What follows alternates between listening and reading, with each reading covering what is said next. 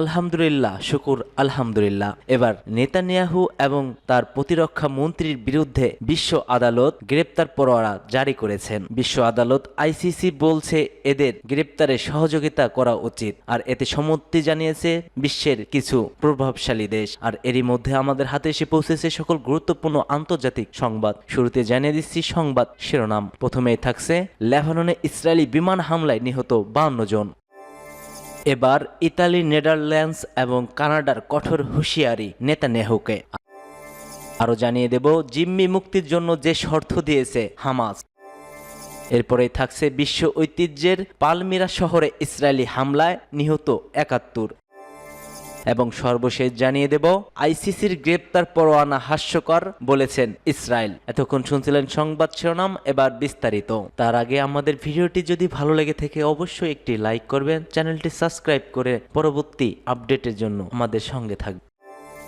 Israeli বিমান হামলায় লেবাননে নিহত আরো 52 জন। পূর্ব ও দক্ষিণ লেবাননে ইসরায়েলি হামলায় অন্তত 52 জন নিহত হয়েছেন। এই হামলায় লেবাননের এক সরকারি কর্মকর্তা জানিয়েছে যুক্তরাষ্ট্রের মধ্যস্থতায় ইরান সমর্থিত হিজবুল্লাহকে যুদ্ধবিরতির জন্য চাপ দিতে ইসরায়েল এমন হামলা চালিয়েছে। মার্কিন মধ্যস্থকারী আমোস হোস্টেইন গত মঙ্গলবার লেবানন সফর করেন এবং সেখানে তিনি যুদ্ধবিরতির আলোচনা হওয়ার কথা জানান। তিনি ইসরায়েলের প্রধানমন্ত্রী ও প্রতিরক্ষা মন্ত্রীর সঙ্গে বৈঠক করেছেন। লেবাননের ওই কর্মকর্তা রয়টার্সকে জানিয়েছে যুদ্ধবিরতির প্রস্তাবে কিছু পরিবর্তন চাওয়া হয়েছে, বিশেষ করে দক্ষিণ লেবানন থেকে যত দ্রুত সম্ভব ইসরায়েলি সেনা প্রত্যাহারের বিষয়ে নিশ্চিত এবং নিশ্চয়তা চাওয়া হয়েছে। গাজা 1 বছর ধরে চলা যুদ্ধে ইরান সমর্থিত হিজবুল্লাহর সঙ্গে ইসরায়েলের সংঘর্ষ বন্ধ করতে বেশ জোরালো কূটনৈতিক তৎপরতা চলছে। লেবাননে বালবেক হারমেল প্রদেশের গভর্নর বাসের খদর জানান ইসরায়েলি হামলায় বালবেকে অঞ্চলে 52 জন নিহত এবং 22 জন আহত হয়েছে। তিনি আরও বলেন উদ্ধার অভিযান চলমান রয়েছে সেখানে। সিরিয়ায় সীমান্তের কাছে অবস্থিত এই শহর এবং অঞ্চলটি হিজবুল্লাহ দখলে রয়েছে। সেপ্টেম্বর মাস থেকে ওই অঞ্চলে ইসরায়েলি হামলা শুরু হয়। অনেক বাসিন্দা এলাকা ছাড়তে অন্যত্র চলে যেতে হয়েছে। ইসরায়েলি সেনাবাহিনী জানিয়েছে হিজবুল্লাহর অবকাঠামোকে লক্ষ্য করেই এই হামলা চালানো হয়েছে এবং হামলার আগে সতর্ক বার্তা দেওয়া হয়েছিল। সামাজিক মাধ্যম এক্সে ইসরায়েলি সেনাবাহিনীর মুখপাত্র আভিচাই আদ্রেই জানিয়েছে বৈরুতে দক্ষিণ শহরতলির পাশাপাশি দক্ষিণ উপকূলীয় শহর টায়ারে এবং তার আশেপাশের এলাকাগুলোয় কয়েক দফা সরে যাওয়ার সতর্কতা জারি করা হয়। ইতালি, নেদারল্যান্ডস, কানাডায় পা রাখলেই গ্রেপ্তার করা হবে নেতানিয়াহুক। গাজা যুদ্ধে মানবাধিকার বিরোধী অপরাধের অভিযোগে ইসরায়েলের প্রধানমন্ত্রী বেনিয়ামিন নেতানিয়াহু ও সাবেক প্রতিরক্ষা মন্ত্রী ইয়োভ গ্যালান্টের উপর গ্রেপ্তার পরোয়ানা জারি করেছে আন্তর্জাতিক অপরাধ আদালত আইসিসির এমন রায়ের পর নেতানিয়াহুকে গ্রেপ্তার করার ব্যাপারে নিজেদের সম্মতি জানিয়েছে ইতালি, নেদারল্যান্ডস ও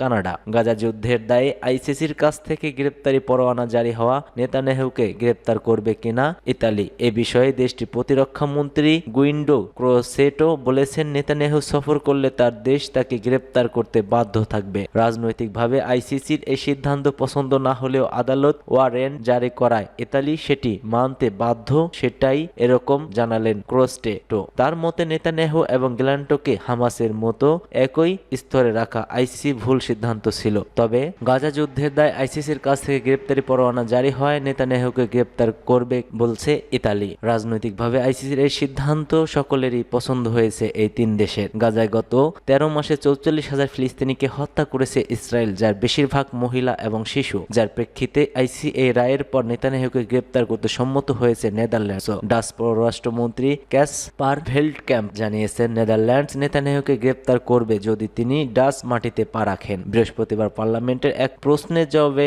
ভেল্টক্যাম্প বলেন সরকারের তরফ থেকেই লাইন পরিষ্কার, আমরা আইসিসিকে সহযোগিতা করতে বাধ্য, আমরা রোম সংবিধি শতভাগ মেনে চলি। ইউরোপীয় ইউনিয়নের বৈদেশিক নীতির প্রধান জোসেফ বোরেল আইসিসির এই রায় নিয়ে জানিয়েছেন গ্রেপ্তারের পরোয়ানা একটি আইন বিষয়, রাজনৈতিক বিষয় নয়। ইইউ এর 27টি সদস্য দেশ এবং অন্যান্য স্বরক্ষীকারী দেশগুলো যা মানতে বাধ্য রয়েছে। জিম্মি মুক্তির জন্য যে শর্ত শর্ত দিয়েছে হামাস। গাজায় ইসরায়েলের হামলা বন্ধ না হলে কোনো জিম্মির মুক্তি দেওয়া হবে না বলে সাফ জানিয়ে দিয়েছেন হামাসের ভারপ্রাপ্ত প্রধান খলিল আল হাইয়া। হামাসের আল আকসা টেলিভিশন চ্যানেলে এক টেলিভিশন সাক্ষাৎকারে তিনি একথা বলেন। খবর আল আরাবিয়ার। যুদ্ধের সমাপ্তির অবস্থান পূর্ণ ব্যক্ত করে হামাসের ভারপ্রাপ্ত প্রধান বলেন, যুদ্ধের অবসান না হলে কোনো বন্দি বিনিময় সম্ভব নয়। তিনি বলেন, আগ্রাসন বন্ধ না হলে হামাস কেন বন্দীদের ফেরত দেবে? কোনো সুস্থ বা অসুস্থ মানুষ কি যুদ্ধের সময় নিজেদের তুরুপের তাস হারাতে চাইবে? হাইয়া কাতার এবং মিশরের মধ্যস্থকারীদের সঙ্গে হামাসের আলোচনায় প্রধান ছিলেন। তিনি ইসরায়েলের প্রধানমন্ত্রী বেনিয়ামিন নেতানিয়াহুকে গাজায় গণহত্যার জন্য অভিযুক্ত করেছেন এবং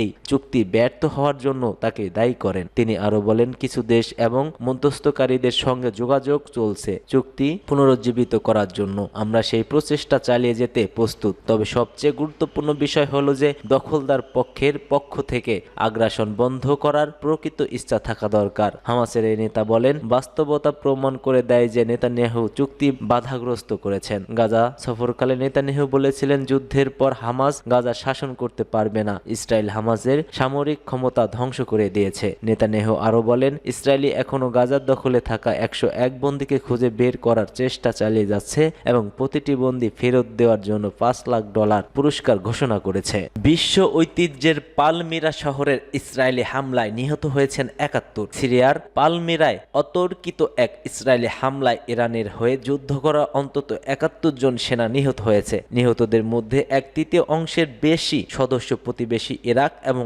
লেবাননের নাগরিক হিসেবে পরিচিত, নিশ্চিত করেছে একটি পর্যবেক্ষণ গোষ্ঠী। Syrian observatory for human rights বলেছে, বুধবার সংঘটিত এই হামলায় নিহতদের মধ্যে ইরানপন্থী সিরিয়ান গোষ্ঠী 45 জন যোদ্ধা ছিলেন। বাকি 26 জন ছিলেন বিদেশি। বিদেশিদের বেশিরভাগই ইরাক আল নুজাবা আন্দোলনের এবং 4 জন লেবাননের হিজবুল্লাহ সশস্ত্র গোষ্ঠীর সদস্য। আল আরাবিয়া জানিয়েছে, ইসরায়েলি হামলায় প্রাচীন ধ্বংস বিশেষের জন্য বিখ্যাত পালমিরা শহরে 3টি স্থান লক্ষ্যবস্তু করা হয়েছিল। এর মধ্যে একটি হামলা আল নুজাবা এবং হিজবুল্লাহর নেতাদের সঙ্গে ইরানপন্থী গ্রুপগুলোর বৈঠকে আঘাত করেছিল। এর আগে এক বিবৃতিতে সিরিয়ার প্রতিরক্ষা মন্ত্রণালয় জানিয়েছে, গুরুত্বপূর্ণ ওই শহরটিতে ইসরায়েলি হামলায় 36 জন নিহত হয়েছেন এবং আহত হয়েছেন 50 জনের বেশি মানুষ। বিবৃতিতে বলা হয়, শত্রু ইসরায়েলি আল তানফ এলাকার দিক থেকে পালমিরা শহরে বেশ কয়েকটি ভবন লক্ষ্য করে একটি বিমান হামলা পরিচালনা করেছেন। ইসরায়েলি হামলায় শিকার পালমিরার ইউনেস্কো স্বীকৃতি বিশ্ব ঐতিহ্যের একটি স্থান। সিরিয়ার গৃহযুদ্ধের সময় এই শহরটি দখল এবং লুট করেছিল ইসলামিক স্টেট IS যোদ্ধারা। আইসিসির গ্রেপ্তার পরোয়ানা হাস্যকর বলছেন ইসরায়েলের প্রধানমন্ত্রী এবং প্রতিরক্ষা মন্ত্রী। যুদ্ধ অপরাধের অভিযোগে আইসিসির গ্রেপ্তার পরোয়ানা জারির পর এবার প্রতিক্রিয়া জানিয়েছে ইসরায়েল। দেশটির প্রধানমন্ত্রী বেনিয়ামিন নেতানিয়াহুর কার্যালয় এই রায়কে হাস্যকর, মিথ্যা এবং অনৈতিক বলেছেন। তারা বিবৃতিতে আরও জানানো হয়েছে, তারা ইসরায়েলের প্রধানমন্ত্রীর বিরুদ্ধে আনা অভিযোগ স্পষ্টভাবে প্রত্যাখ্যান করেছে। নেতানিয়াহুর কার্যালয় বলছে, ইসরায়েলের সব যুদ্ধের লক্ষ্য অর্জন না হওয়া পর্যন্ত দেশটি চাপের কাছে নত